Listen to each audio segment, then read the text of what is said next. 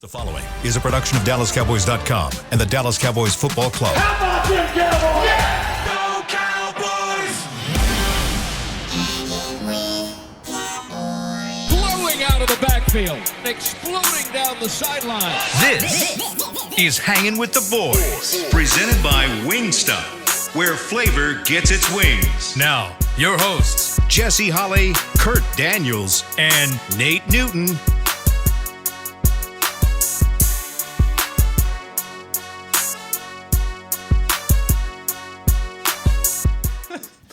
What's going on across the seas? It ain't nothing, yeah. We're back again for another episode Tuesday, Hanging with the Boys. That's a live look at the Tostitos Championship Plaza outside in front of the Ford Center, where the weather is mild today. I looked on here it is. It popped up on my app finally. Today, high of 85, currently 77. We'll get some rain in a little bit. Nothing wrong with a little bit of rain, but the weather is turning. The grass is beginning greening. April showers bring May flowers. Mm-hmm. We are without our homeboy, Nate Newton. He's on the road again. Yeah, big time in this again. In Boulder. Gotta go see. Is he getting a job up there? You know what? He's been up there so much. You know what? I'm starting to feel that way. I'm starting to feel like, Deion you go up there always once. says, The facility? I ain't hard to find. Deion said, I'm packing my luggage, and it's Louis. Ooh. Nate's not a carry-on. He's more of a, you know what I'm saying? You gotta check that luggage. That might be a little oversized. You might have to pay a little extra for Nate's luggage. You know what I'm saying? Unless you're like, one of those Admiral Club type people and they get you 2 bags for free. But Nate's in Boulder. He'll call in maybe second segment. He said if practice was over, that's what he told. Yeah, I talked to him yesterday. He's like, well, was over. If practice, well, they have spring practice right now. That's probably why he's up there. Man. So that offensive line better be good next year. He's working on a job. But nonetheless, my boy Chris is in the back across from me. The senior editor, he has some goodies today that he'll broadcast. Yes. Senior editor and one hell of a dude, Kurt Daniels. I am Jesse Holley. Together we make Hanging with the Boys, the sports talk equivalent of Braille. People feel us when we speak. This segment is brought to you by Wingstop, where flavor gets its wings. Chris, Kurt, how's your mentals, man? How's your dentals? I haven't asked that in a while. Good. I'm a little tired, to be honest, but overall, I'm glad to have this magazine. Late night, early mornings? Yeah, actually, my wife flew back into town, and she had a late flight, got in late, so... Yeah. Welcome home. Yeah, there you go. Welcome home. What about you, Chris, man? How's your mentals? How's your dentals? Man, I'm doing great. I was Mr. Mom last night when my wife's out of town. Did she go to the Taylor Swift concert? She's out of town. Okay, we went to the Taylor Swift concert on Saturday. Oh, wow. So, Swifties? I'm not a Swiftie, but I will tell you that she puts on a heck of a show, and her stage is pretty amazing. 3 hours. Yeah. We had our 2 kids with us, and it was it started good, and then they fell asleep.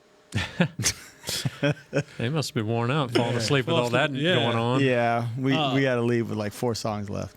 Wow, that sucks. Dang. That's all right. Kurt, you got some goodies over there, man. What you got? I don't know, Chris, if you can pop this up. Our official 2023 draft guide is out now. So there you see. Yeah. Got all the scouting reports more than ever. Kyle Yeomans did a great job breaking that down.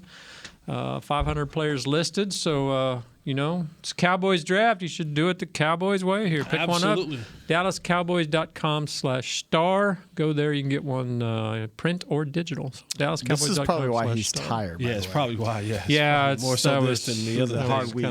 That's what she said. But yeah, get those and send them in. Kurt will sign them for you. I don't know if he will actually sign them for you. I don't think he want my signature. If he sees you around, but that we'll get Kyle to sign. Yeah, we'll get There Kyle you to go. sign it. But with that leads us kind of into this next deal.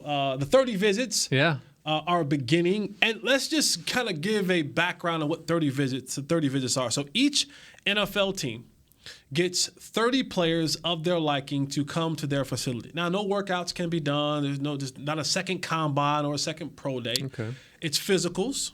It's meetings. It's kind of just, in layman's terms, it's second base. All right. Combine, pro days are like first base. I get a chance to meet with you. Combines, everything. Now it's limited. You don't have all night to court a dude. There's limited time. You got to get him in, get out. It's like speed dating. Yeah. The 30 visits are like, all right, you know what? I met you at the speed dating situation.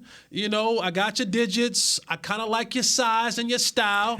Tell me what your interests are, who you be with, things that make you smile, what numbers to dial. That's a biggie verse. Don't worry about it.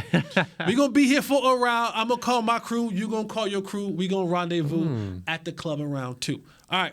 Oh, you got it going on there. I'm good today. Today I'm rocking and rolling. So this is what the 30 visits is. They bring 30 guys in. They get a chance to get to second base. They get a chance to get physical. They get a chance to kind of get more in depth. Maybe get on some boards. And this is that courting process. This is the guy that is saying, all right, we like these guys. We want to bring them in. We want to talk just a little bit more with them. And so if you're seeing guys on their social medias, if you're happy to be around the star or in the star or in the $5 billion mile, whatever it's called here, $1 billion 5 mile, and you start seeing some guys who don't look like regular human beings, who may look a little different, they're probably here in their 30. Yeah. And that's kind of, the Cowboys have their big board, and they'll try to fit some of those guys on their big board to come in for visits. Yeah, they always seem to grab a couple of them in the draft, so it's definitely important, I would think. Yeah, second base. Yeah, second base. Did you do 30 visits when you were coming out? Oh, nobody wanted to court me. Nobody I wanted don't to court believe me, that. bro. I'm telling you, nobody wanted to court me. It was, I don't know, like how long has 30 visits been a thing? Because you gotta remember, That's true, I'm getting kind of old, Kurt. Like, I'm getting to the point where like I can old start in football years. Like I can start calling kids. Like hey kid, relax. Okay. I got 20 years on you. So it was funny. Former Cowboy Kayvon Frazier was on the flagship station yesterday, and they asked him. They said, "Do you know who Jesse Holly is?" Kayvon said, "I have no clue who he is." What? I was like, "Wow." I was like, "Hey, Kayvon, my name's Jesse Holly."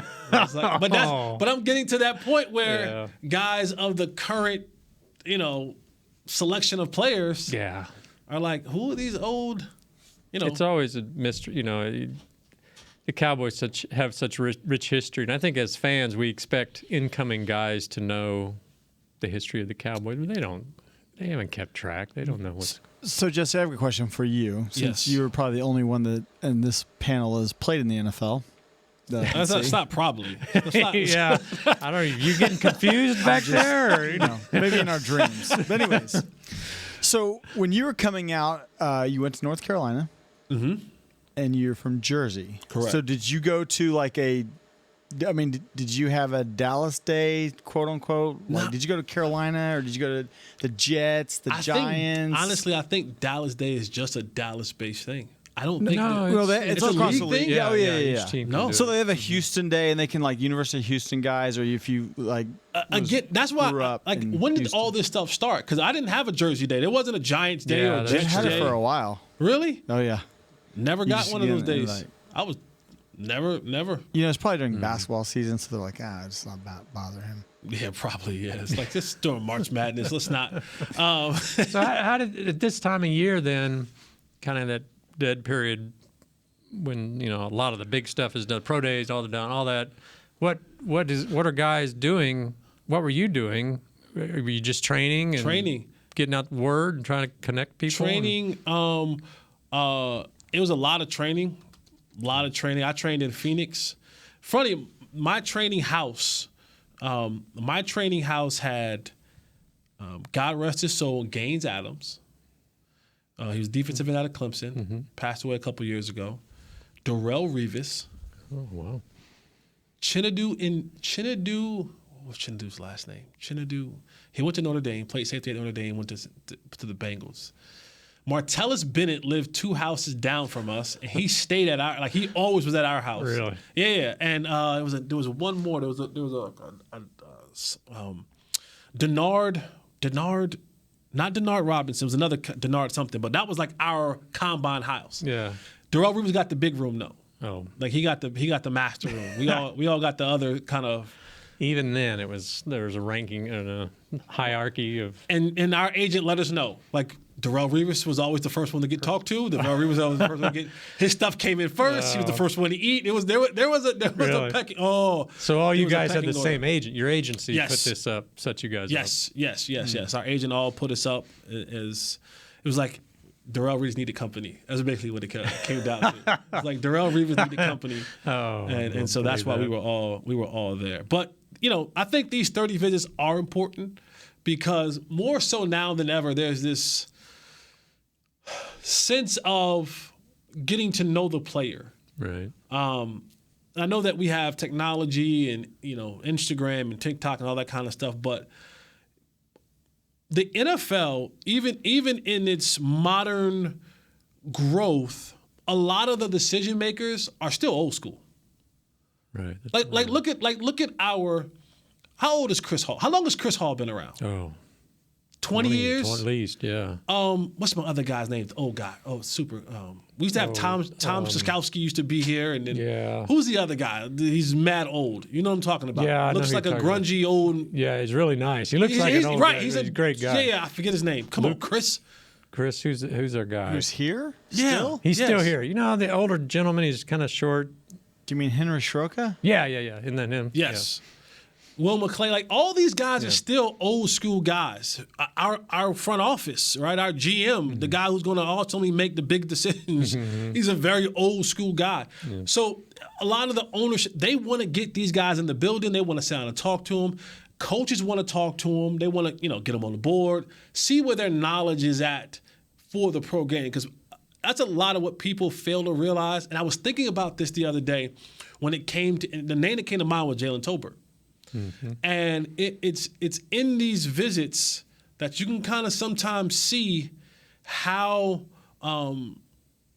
the progression that happens. And what people also fail to realize is, and I was listening to Kayvon Frazier, and he was talking about how the Cowboys, as a brand, that he was talking about, how it was in Vegas when he was with the Raiders, he was with Bisaccia and the Raiders. He's like, people think like we're on the Strip and we're in the middle of Vegas. We're actually not. We're actually secluded away from all of that. And you get a lot of football work done. He's like, opposed to Dallas, he's like, man, you look up, people are in the skybox and people are walking through practice. And he's like, yeah. And some players aren't used to that sort of celebrity. And it hurts. It hurts your mental progress of getting in the playbook, learning it, because you're dealing with so many outside distractions, especially if you don't come from a place where you're used to that type of energy. How can you? I mean, they're here like a day or whatever, 2 or whatever. It's a short period. I mean, I would think it'd be hard to determine that based off a quick visit that this guy is going to be able to handle the spotlight of the Cowboys. When did you know that your wife was your wife? Oh, I don't know. First date? Well, I knew that I was, Exactly. Yeah, but I don't know if I. You know what I'm saying? Yeah, but you feel that energy, yeah. right? You feel that energy when you meet someone. You're like, okay, this is how I get to third base. Now I want to get to third base. Now there's a player that I want to explore more. I want to learn more about. I want to do more with. I want to grow with him. And then ultimately, draft day, I want to make it. Yeah. I want to signify our bond. Right. By drafting you. Yeah. I want to tell you that I want you to want me, and together for the next 3, 4, 5 years or beyond, that you and I are going to be one. Okay. So I think that's the important part. Maybe we got to go to break. Yeah, let's go to break. Okay. What's your thought when we get on the other side of this break? Well, I just wondered, like, you always see these players, like, you wonder about their backgrounds. Are they going to fit in? Like Jalen Carter right now, a lot of people have questions about him. But are teams really concerned about it? Right now, are they learning more about, can this guy learn our system quickly? Or is it more about, is this guy's background going to be an issue? We'll answer that question on the other side of this break, as well as talk about Dak Prescott. He's kind of feeling a little bit of the pressure and saying there's a sense of urgency now. The coaching has changed. We're bringing some players in. Things are shifting. I can possibly be on my third head coach if we don't get this thing right. So we'll see how Dak Prescott is feeling about that. Stay right here with us. This is Hanging with the Boys. We'll be right back. I'm Dak Prescott, quarterback of the Dallas Cowboys. Blockchain.com is one of the most trusted ways to buy, sell, and trade crypto. Whether you're always on the go or stay closer to home, blockchain.com is just a few taps away. Put the power of crypto in your pocket, so no matter where you are, you can trade on your terms and build a crypto portfolio to fit your life. For crypto pros, rookies, and anyone in between, blockchain.com makes it easy to own a piece of the future. Blockchain.com, trusted by millions, trusted by America's team. SeatGeek has your back no matter what kind of fan you are. So whether you're a diehard fan or a don't really care fan, a we got 'em next time fan or we'll never win again fan, a here for the tailgate fan or a first one through the gates fan, SeatGeek not only makes buying and selling tickets easier than ever before, they made just about everything else easier too. So whether you're a here every week fan or haven't been here in years fan, SeatGeek has you covered. Download the SeatGeek app today. SeatGeek, your ticket to great seats. Star Sports Tours is the only official fan travel partner of the Dallas Cowboys, offering exclusive game weekend travel packages with pre-game sideline access and photo ops with current players, cheerleaders, and Cowboy legends. You want to stay at a team hotel, attend the best tailgate party in Texas, tour the Star, and talk X's and O's with me, Everson Walls? With Star Sports Tours, you can. Visit cowboystravel.com to book your travel package today. Hey Cowboys fans, ready to spice up your next watch party? Bring Yo Quiero guacamole and be the game day hero. Yo Quiero means I want, and we know you want great, fresh-tasting, ready-to-serve guacamole for your home gating and tailgating events. Made with real avocados and the perfect blend of spices, it will be the star of any party. You can find us at your local Albertsons or Tom Thumb in the deli section. If you can't find it, talk to your store manager and tell them, Yo Quiero guacamole.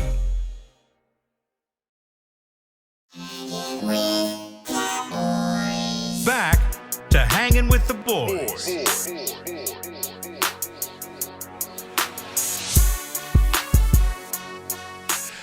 Welcome back to Hanging with the Boys, this Tuesday off-season edition. We are short. One of our teammates, Nate Newton, is in Boulder, Colorado with Prime. I ain't too hard. I love that saying. I'm just going to say that right now.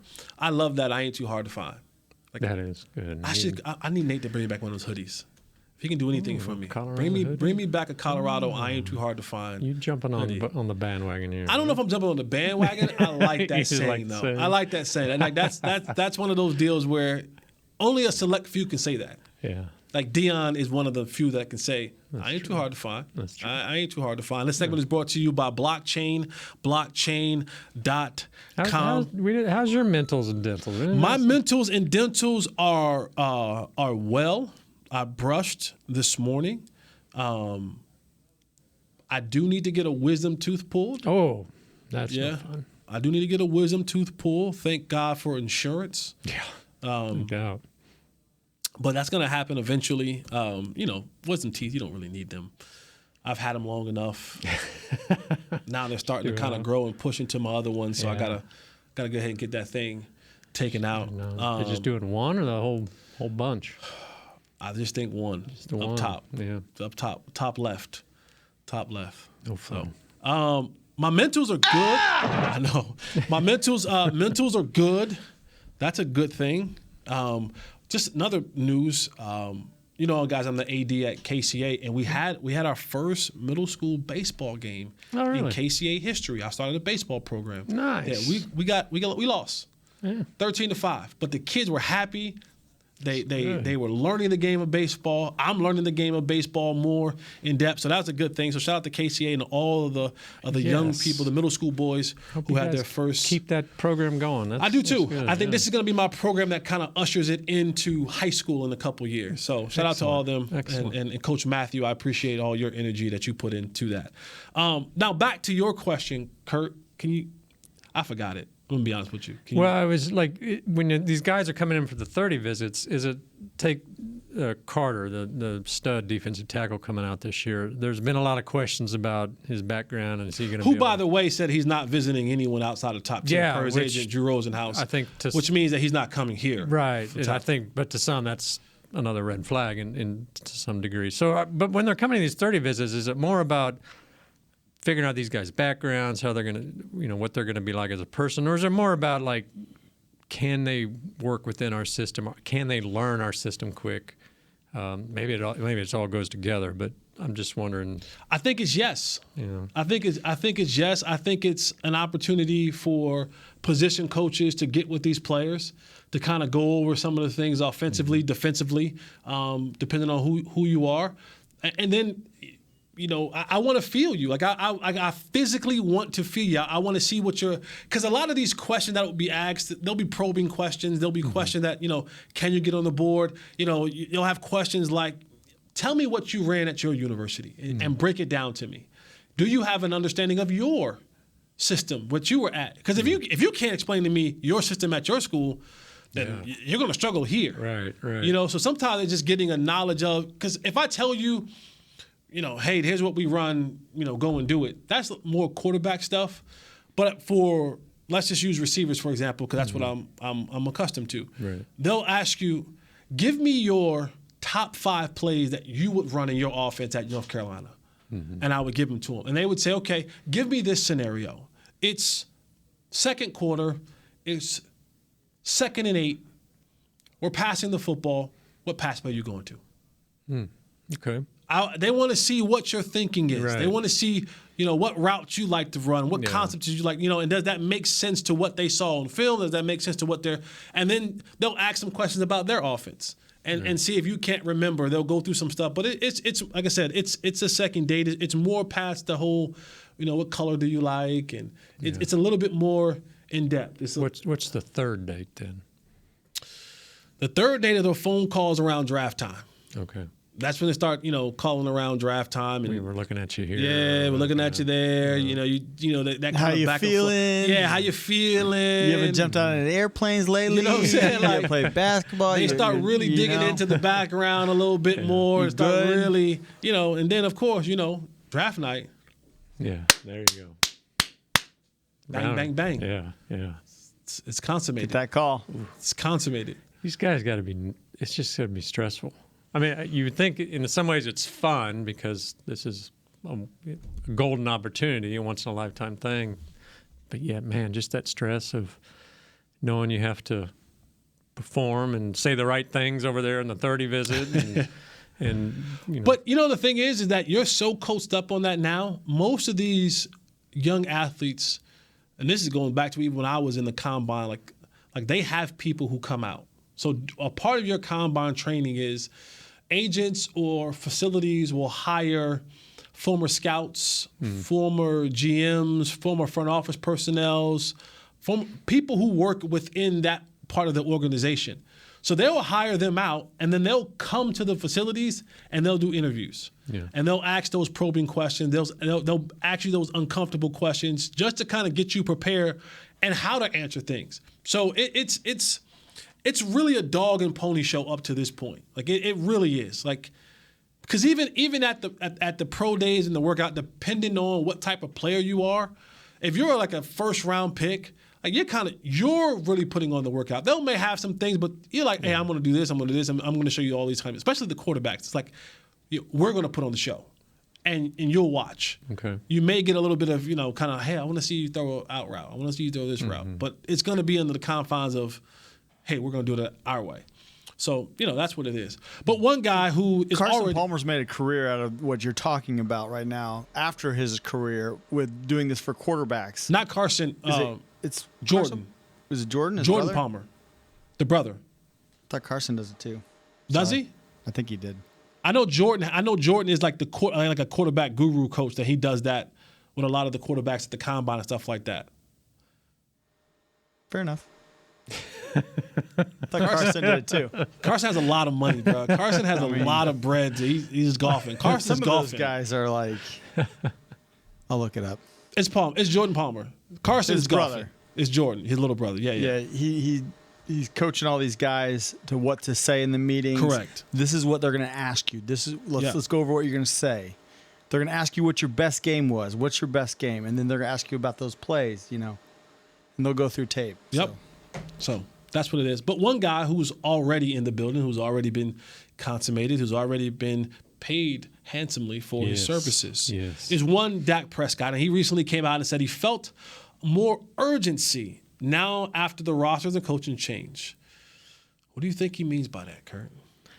Well, I think that Well, like he said, that he's kind of realized that, NFL is not for long, and that his window, maybe, he's entering the backside of his, he might not, he's probably not there yet, but he's getting closer to that. Year 8. This is year 8 for him. Yeah. Year 8. So, he's seeing his coordinator leave, who he, admitted that he didn't necessarily think a change was needed. He's seeing his quarterback's coach change, which his quarterback coach is now, 2 or 3 years older than him, and was not as good a quarterback as Dak was, and so it kind of makes you wonder. And he saw his best friend on the team leave, and so things are changing. And that's not to say that the people they brought in with Brandon Cooks and some others aren't going to make for a powerful offense, but I think there's this. Some of it's just talk. I'm going to work harder to do better. We've heard that after a lot of games. I don't know if Dak could work any harder or do, that kind of thing, because he's a guy that puts in the effort, I think. But it does make you wonder when he says he feels this sense of urgency, does that bring more stress and pressure to him? Like, I got to win now, because if I don't, who's out the door next? Is it me, or is it, am I going to be one of those, the next Tony Romo or Danny White, who was real good but didn't win a title or whatever? I think the biggest thing when it comes to athletes of any sport, anytime there's change, it's uncomfortable. Athletes learn and develop how to perform in uncomfortable situations, but athletes don't like change in their situation. Does that make sense? Yeah. When you change my coordinators, when you change my coaches, when you change the personnel around me, when those things begin to change, especially those that change at a rapid rate, every year, every 2 years, there's this level of comfortability where my quarterback coach, he and I understand certain things. My offensive coordinator, he and I understand certain things. Depending on what your head coach is, if he's offensively or defensively, we understand certain things. And I think now, looking at Dak, he's been through 3 quarterback coaches. He had Wade, he had John Kitna, and then he had Kellen Moore. Right. And then Nussmeier. So now Nussmeier, so that's 4. Yeah. This is your second head coach. Yeah. Mm-hmm. So all of these changes are happening. You lose your best friend in Zeke because he's now no longer with the Cowboys. You adding more pieces into the mix. You're trying to get guys on the same page. The roster is changing around you. Yeah. And that's the biggest thing. At times when you're in it, even at the veteran level, you look up and you're going, wait a second. The guys that I came in here with, the guys who I kind of started this thing with, they're slowly fading away. Yeah. And I think Dak sees the writing on the wall. Like, Dak understands the business. I think if he doesn't, he's far behind. He understands the business side of things now. And he knows now that Mike McCarthy's on the clock. Yeah. He knows that. Yeah. And now if Mike is on the clock and for any reason that Mike is not here next year, well, guess what? The new guy that comes in, I have no ties to you. Right. So we're starting over. Yeah. We're starting over again. So now do you learn another whole offense? Because whatever this other guy may come in, he may have a completely different offense. And that depending on who that guy is, they may say, you know what? I don't want him to be my quarterback anymore. And if the Cowboys hadn't paid him yet or extended him yet, then there's a conversation. All right, what is your succession plan? New coach? Yeah. What is your? Do you want a new guy? Do we want to reset this thing? Because that'll bring us more cap space and more ability to do different things. Because we'll either draft a quarterback or find one that's a veteran that we're not paying $50 million to per season. Yeah. So I think Dak understands that and sees that. Yeah. So when you heard him say he feels that urgency, did you take that as a positive? Like he's really going to effort, or did you see that as the urgency being a negative? I hate riding the fence. Yeah. I do. I don't like the rash that it leaves. I think it's both. I really do think it's both. I think he understands now that there's no time like the present. And I think he saw the way that the people began to, like, as a whole, turn on him last year, like when things got ugly. Yeah. And this league, the NFL, is not for long. Like, it's literally not for long. So while we think he's going to be here forever, you go have another season like you had last year, and the narrative changes completely. Mm-hmm. The narrative changes completely because they'll say, well, we got you some more help. Got you another receiver. Yeah. That narrative will completely change. But I also think there's a level of pressure that we saw him put on himself last year. And you heard him say it week in and week out. I'm just trying to make plays. I'm trying to, I'm forcing it in because I'm trying to make plays. I'm trying to overcompensate for something. Mm-hmm. It's a hard position because you ask these guys after every game, well, why? What can you do? I'm going to get better. I'm not going to have more interceptions. What else is he supposed to say? We suck. We can't do this or that. You can say that. Yeah, you could, but it's not the player speak that they're all taught, and it's sort of a catch-22 because he has to say that. Yet then when he does, he gets kind of criticized for it. All right, when we come back in our last segment of the day, as we're heading into the draft, let's pose a question. What side of the ball is more talented? We can kind of go through this thing maybe a little bit player by player and kind of figure out what side of the ball do you think is more talented. You guys play with us at home. Chris, you'll play with us as well about this thing. But anyway, we're heading to the break. This is Hang with the Boys. We'll be right back. Hey, Cowboys fans, ready to spice up your next watch party? Bring Yo Quiero guacamole and be the game day hero. Yo Quiero means I want, and we know you want great, fresh-tasting, ready-to-serve guacamole for your home gating and tailgating events. Made with real avocados and the perfect blend of spices, it will be the star of any party. You can find us at your local Albertsons or Tom Thumb in the deli section. If you can't find it, talk to your store manager and tell them, Yo Quiero guacamole. SeatGeek has your back no matter what kind of Cowboys fan you are. So whether you're a diehard fan or a don't really care fan, a we got 'em next time fan or we'll never win again fan, a here for the tailgate fan or a first one through the gates fan, SeatGeek not only makes buying and selling tickets easier than ever before, they made just about everything else easier too. So whether you're a here every week fan or haven't been here in years fan, SeatGeek has you covered. Download the SeatGeek app today. SeatGeek, your ticket to great Dallas Cowboys seats. I'm Dak Prescott, quarterback of the Dallas Cowboys. Blockchain.com is one of the most trusted ways to buy, sell, and trade crypto. Whether you're always on the go or stay closer to home, Blockchain.com is just a few taps away. Put the power of crypto in your pocket, so no matter where you are, you can trade on your terms and build a crypto portfolio to fit your life. For crypto pros, rookies, and anyone in between, Blockchain.com makes it easy to own a piece of the future. Blockchain.com, trusted by millions, trusted by America's team. Hey, Cowboys fans, if you're thinking about attending a game this season, visit cowboystravel.com to book your travel package today. Stay at the team hotel, have dinner with a Cowboys legend, and experience AT&T Stadium's exclusive VIP Owners Club. Also, tour the Star, get autographs from your favorite players, and talk X's and O's with me, Mickey Spagnola. The official travel partner of the Dallas Cowboys will take care of all your travel needs. Visit cowboystravel.com.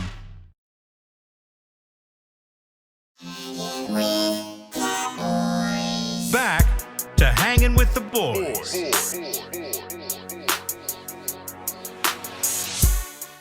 Welcome back to Hanging with the Boys as we get through this segment, the last segment of the day. We appreciate you always for joining us, being a part of this family, being part of this crew. We hold it down even when Nate's not here. What if Nate takes the job in Boulder? Think he'd do that? I can't see him. Like, he enjoys his fly in, spread that knowledge, and get out. I can't see him wanting to do the day-to-day grind of a college Deion's coach. a very convincing dude. That's true. Yeah. Deion's and sometimes you do things for your friends that you might not necessarily want to do, but you'll go, I'll give it a shot. I'll give it a shot. I can consult, But you're right. I do think Nate has come to a point in his life where he doesn't like to be bogged down in one place at one time. Yeah. You can't drive off to Mexico or Florida. I was just going to say that. I was like, Deion calls Nate and says, hey, Nate, we got practice. Where you at? Well, actually, I'm up in Montana right now. But if anybody will get there on time, it'll be Nate. Like he drive. Like, where you at? Oh, like, listen, what time is practice, Prime? Practice is in 4 hours. All right, cool. I'll be there. I'm leaving Mississippi right now. Like, Nate's probably the one that'll get. Nate's probably the one that'll get there on time, no matter where he's at in his transition. Nate's probably his not running buddy as in they're out running around, but just, Deion probably doesn't know many people up there. Nate's a great friend. He probably just, come on up, hang with me, give me something to do here. I feel like Deion meets people. Yeah, I guess he don't know any strangers. Yeah, he not know any strangers, man. He don't know any strangers. But talking about talent, right? Nate Newton and Deion Sanders, two talented dudes. Both of them on different sides of the ball. Of course, Deion, primetime, being one of, if not arguably, the best cornerback to ever. That's a crazy thing to say. Like, when you think about it in a vacuum, to be the best ever at a position in a league that produces nothing but the best of the best. Right. Like, it just hit me, kind of even gave me goosebumps. To be considered, arguably, the best ever at a position in a league full of people who are considered the best in the world. Yeah.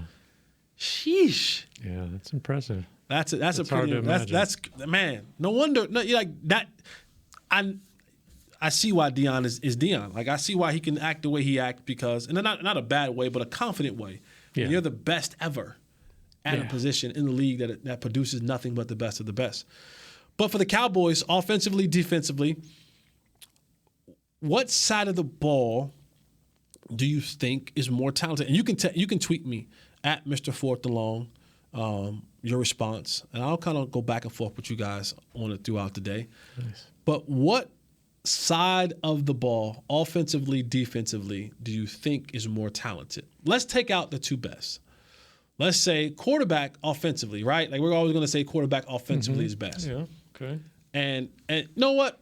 No, because let's do this. Let's compare them. Yeah. Okay. Dak Prescott overall, you would say, was the best player offensively? He's the most important player Most offensively, important player. Okay. but pound for pound and best.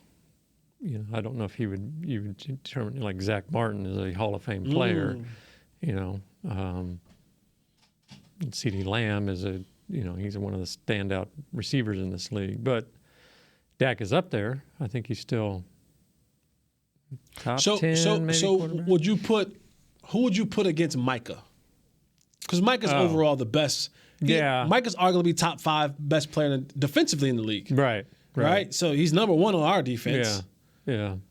So I guess you'd have to, because the only player that can have that same kind of impact is probably Dak. It's probably Dak. Yeah. And I would even say, if you compare those two, not the level of importance, but if you just compare those two in a head-to-head, I'm gonna say Micah. Like, I would say Micah. Micah is, I'm not gonna say just as important. He's important, but the quarterback's always the most important. Right. But defensively, you need him. He's got to have a good year. So who would you give the advantage to? Between those two? Yeah. Micah. Micah? Yeah, I would too. Yeah. What about you, Chris? I'd say Micah. Mm-hmm. All right, so that's one for the defense. Yeah. So we're talking about talent-wise, right? Because this is the most talented side of the ball. So, right. Would you say, I'd say next player up for Trayvon Diggs? Yeah. CD. I'd probably go CD. Really? Yeah, I think so. Okay. All right, so Chris? That's a tough one. Yeah. Just to be devil's advocate, or be the opposite, I'll just say Diggs. Okay. I like Diggs. I think Jesse's got he's a good player. that down already. He's going Diggs. No, absolutely not. Oh, really? I'm a receiver. I'm always going to He's a wide receiver. I'm always going to. Come on. He's always going with the rim. I'm always going to pick a wide receiver. Don't ever. Michael Irvin taught me that a long time ago. You pick the receiver. You absolutely pick the receiver. So, yeah, I'm going to say, I think upside, like talent-wise, but CeeDee Lamb can do more on a consistent basis of what we saw him do in the last 2 years than what Trayvon Diggs can do at his position. And I do think that CD could be more impactful. Yeah. Trayvon is obviously a top cornerback, but I think CD is going to be able to change more of a game changer, I guess. Let's compare our two newcomers to this team, Stephon Gilmore and Brandon Cooks. That's interesting. I would say historically it would be Gilmore, but I would think maybe now because of age it would be Cooks. Stephon Gilmore does have a Defensive Player of the Year underneath his belt. Right. He has one of those. Mm-hmm. But Brandon Cooks has 6 1,000-yard seasons. With what, like 4 different teams or something? Yeah. That's crazy. Like, you think about his career. Like, in his career, he has like over 8,000 receiving yards in his career. And that puts him in the conversation with some people who, the Odell Beckhams of the world, those type of people, when you look at the first couple years of their career, like, it's historic. Right. It's really historic. Now, he hasn't had the fanfare of those type of guys. I think it was like Larry Fitzgerald and Odell never Beckham. been a Pro Bowler, which shocked me. And that's the thing is that his numbers. But then again, Brandon Cooks kind of has that. A bad player on a bad NBA team, like the one player can really have a lot of numbers because the team is just so bad. Yeah. It's like, oh yeah, he averages 25 and 8. It's like, yeah, but they're like 13 and 40. You know what I'm saying? Like their overall record. Yeah. So like Brandon Cook sometimes like he is the only option in those bad football teams, but he's been a part of some good football teams too as well. Yeah. Been to 2 Super Bowls, right? Yeah. 2? Yeah. So who are you taking? I think Cooks, just mainly because of the age factor, I think. Chris? I'm gonna I don't know, man. I think Gallimore is Gilmore. Oh, excuse me, Gilmore. Gilmore's the top 5 cornerback in the league, in my opinion. So I mean, I would take him. Okay. Nice. All right. Let me see if Nate's calling in. Let's go interior. Let's go tank. Zach Martin. I think Zach. Yeah, that's a no-brainer. Yeah. It's Zach, by the way, if you ask me. Yeah, that's a no-brainer. Yeah, he just as many question marks are on that offensive line. He's got to be the anchor in there. If he doesn't, it could be a tough season. Zach's another one, right? Like Zach's another one of those Deion Sanders type players where you'll go down in history as being one of the best offensive guards. Yeah. At least in Cowboy history, but probably overall in the NFL. I would think so. I mean, what's he got? More Pro Bowls than offsides, something like that. Or holding. He has more holding call. Yeah. That's a ridiculous. Again, that's one of the like. I think it was more all pros than holding calls. Yeah, I believe. like we take that kind of stuff for granted that someone is just so good all the time amongst the greats. Yeah. Like think about everybody that he's had to face in his time in this league, and year in and year out, season in, season out, he's regarded as, if not the best, one of the best, top 2 or 3 in the league. Yeah. That's just, that's wild. That's wild. But it is. We can go name for name, but I think overall, right now,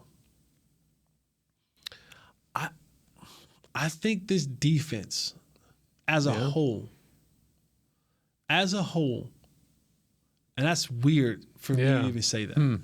I think this defense overall right now is a more talented group, more put together group right now than the offense. Yeah, I think I would agree with you, but I think though that if the offense, if you're talking the healthy offense, if Tyron Smith does his thing. Tyron's never healthy. Terrence Steele comes back. If Tony Pollard's good. If Michael Gallup returns to form. It's a lot of ifs. It's a lot of ifs. But I'm saying, a lot of ifs. If they are all healthy, I think. If was a fifth, we all be drunk. And as many ifs as you just named, we'd be filthy drunk. Yeah, but you got, future Hall of Famer at guard, possible Hall of Famer at tackle, a Pro Bowl center, a Pro Bowl running back, a Pro Bowl receiver, a top 10-ish quarterback, another receiver who 6,000-yard seasons. I mean, it's there, but it's there on paper. Will we see it on the field? Yeah. So the Zach Martin stat was 5 holding penalties in 8 years, and he has 8 All-Pros. I want to say his holding penalty last year wasn't a holding call. No. He's had 3 declined over his career. It's crazy. Like, even when he gets to hold, like, holding. Yeah. The ref, you're wrong. Yeah, exactly. You're wrong. Zach's not wrong. You're wrong. But, like, defensively, you look up and you say, okay, Stephon Gilmore, Defensive Player of the Year. He has a bunch of Pro Bowls. Trayvon Diggs, he has some Pro Bowls. First team's All-Pro. Micah Parsons will probably be, if he continues on his trajectory, will be regarded as one of the best defensive players at the end of this thing has ever played. So there's still some players. Tank is a guy who's had some Pro Bowls, and I mean, so there's players defensively as well. That even Leighton Vander Esch has a Pro Bowl underneath his belt. Yeah. I mean, there are a bunch of guys. Maybe the best safety group in the league, maybe. I mean, three-headed monster with Curse, Hooker, and Wilson. So I'm just saying. This is the fun part about the offseason. We can just say. That's right. We can just say. But soon enough, we will be doing. Oh, yeah. The pads will come on. But right now, this is the end of our show. So what we're going to be doing is getting off. Because we got stuff to do. Oh, yeah. We got stuff to do. Life is happening. Busy afternoon, huh, Ryan? You going to speak somewhere? Yeah, I do. I'm going to speak in Aubrey. Yeah. All right. But I got a Manny and Petty, though, first. Okay. All right. Priorities. I got to go see my girl, Nikki. I got a Manny and Petty. So, do you have to go south to go north? Because Aubrey's north of here. Am I correct? I got to go. I'm not great with directions. I have to go to Louisville. So what is that, west? Louisville. Okay. Mm-hmm. West? Yeah. I got to go west, then north. So west, north. Put some miles on today. Listen, I put miles on that. I love my car. She's going to break down on me soon. But I love her. She's great. That's great. good. It's good to have those good relationships. 43 miles to the gallon. Let's go. Let's go, baby. Let's get it. All right, let's get up out of here. Yes, sir. Kurt, Nate, wherever you are, we love you. Chris in the back for Audio Jazz, for Brother Willie, Brother Will, Brother William. Thank you for keeping us in Games Live. And most importantly, thank you, the people, the fans, the ones that keep us the #1 rated show on YouTube across the DallasCowboy.com network. For all of them and myself, Jesse Holly, this is Hanging with the Boys. We out! This has been a production of DallasCowboys.com and the Dallas Cowboys Football Club. How about this, Cowboys? Yeah!